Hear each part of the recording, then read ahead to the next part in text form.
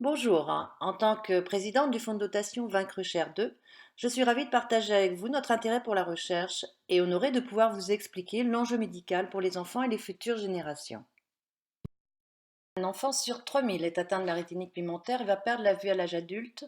Le besoin vital d'un traitement pour la vue est un des défis de nos chercheurs, surtout quand Louis est déjà touché dès la naissance, comme le cas du syndrome de Usher 2. Le fonds de dotation Vaincre Cher 2 soutient la recherche sur une maladie génétique peu connue à double handicap sensoriel chez l'enfant.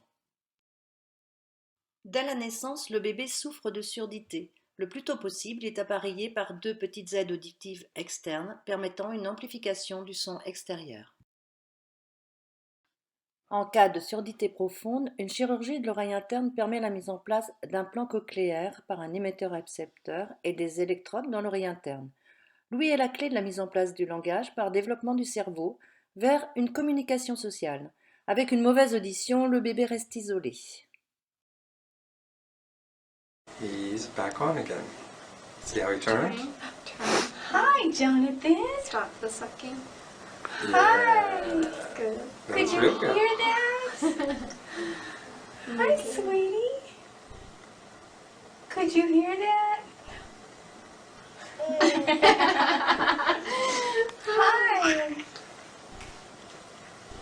We call that a late Christmas present. Hi. Good job, buddy. That's really good. Durant la petite enfance, la vision est normale comme sur la photo de gauche. En grandissant, l'enfant ou l'adolescent tente de surmonter les obstacles de la surdité, mais a réduit son champ de vie sans connaître son véritable handicap visuel, comme sur la photo du milieu.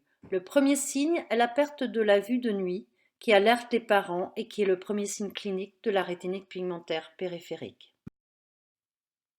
Le deuxième signe clinique est la fatigue chronique liée à la concentration permanente visuelle et auditive, qui est aussi envahissante qu'handicapante pour l'adolescent ou le jeune adulte. Le diagnostic de ce double handicap sensoriel suscite l'effroi chez l'enfant et sa famille. Il n'y a plus de compensation de la surdité par la vue et l'inverse sera impossible. Il n'y a pas de traitement. Que faire de sa vie au moment des choix importants du jeune adulte? It's her first time trying them on. Hi, baby girl. You like him? Yeah. Which is Daily. Hi. Le rôle des gènes est d'activer la fabrication de protéines. Une mutation peut l'en empêcher, déclenchant ainsi un dérèglement. Pourquoi l'ouïe et la vue? Le gène UH2A en est le responsable.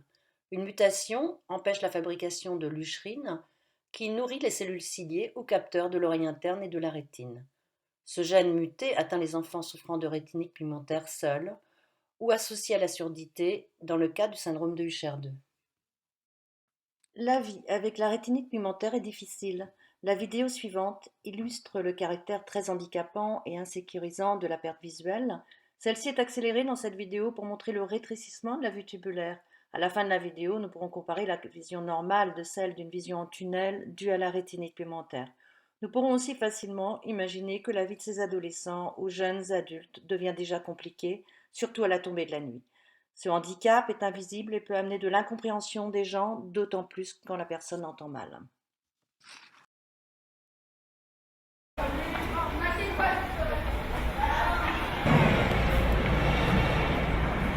Quoi?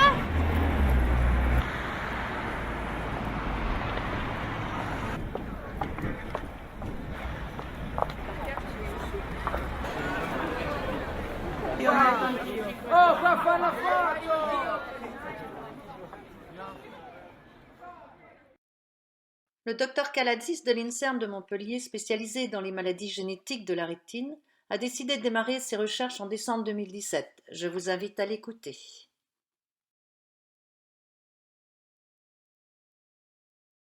Bonjour, je suis Vicky Kalatis, chercheuse à l'Institut de neurosciences de Montpellier, dans l'équipe du professeur Christian Hamel. Mon groupe s'intéresse à la thérapie génique des maladies rétiniennes héréditaires. Ces maladies, qui sont caractérisées par une perte progressive de la vision menant à la cécité, sont dues à des mutations dans des gènes spécifiques. Un tel gène est le gène USH2A. Lorsqu'il est muté, il donne lieu à une maladie rétinienne pure ou à une forme syndromique qui associe le déficit visuel à un déficit auditif. Ce double handicap est catastrophique pour les patients et le besoin d'un traitement devient critique. De ce fait, nous pensons que c'est indispensable de traiter les atteintes visuelles liées au gène USH2A. Nous explorons donc deux stratégies en parallèle. Une stratégie de remplacement génique qui consiste à remplacer dans une cellule une copie saine du gène muté et une stratégie de édition génique qui consiste à corriger l'ADN directement dans les cellules. Nous mettons en place ces deux stratégies directement dans les cellules rétiniennes que nous générons. De cette façon, nous pouvons tester l'efficacité de ces deux stratégies directement dans les cellules de patients qui sont réellement atteintes. Nous espérons pouvoir un jour revenir aux patients en proposant une thérapie dans le futur. Je vous remercie de votre attention et de votre soutien. Alors qu'en déduire? Nous connaissons le gène et sa mutation, et ses conséquences pour les enfants. Nous avons une équipe de recherche motivée pour traiter la vue et qui a besoin d'argent. Nous pouvons les soutenir en se groupant pour faire vivre le fonds de dotation dédié au USH2A. Les dons permettent une réduction d'impôts pour les donateurs et l'investissement humain et matériel pour les chercheurs. Ces derniers passent beaucoup de temps si précieux pour les patients à trouver des fonds. Un laboratoire demande en moyenne 100 000 € d'investissement par an. Pourquoi investir dans cette maladie? L'intérêt est de comprendre pourquoi l'ADN a une mutation et comment la traiter, ce qui est plus abordable sur les maladies monogéniques, c'est-à-dire une seule mutation sur un seul gène entraîne une seule maladie. D'autre part, la plupart des gènes humains sont grands, et c'est pourquoi cette recherche est capitale. Savoir corriger un gène défectueux sera une avancée majeure pour les autres maladies liées à des mutations génétiques. Une fois le traitement trouvé, une seule injection dans la rétine dès la naissance préservera la vue. Le rebond sera important pour Louis avec une seule injection dans l'oreille interne dès la naissance également. Pourquoi pas une greffe de rétine dans un futur proche? Notre mission est de rendre visible cette recherche capitale. Afin de la faire vivre jusqu'à la découverte du traitement, notre souhait est que vous partagiez avec vos proches et vos relations. Notre site web Vaincre 2 vous donnera les informations sur l'actualité des recherches en cours. Je vous remercie infiniment pour votre attention.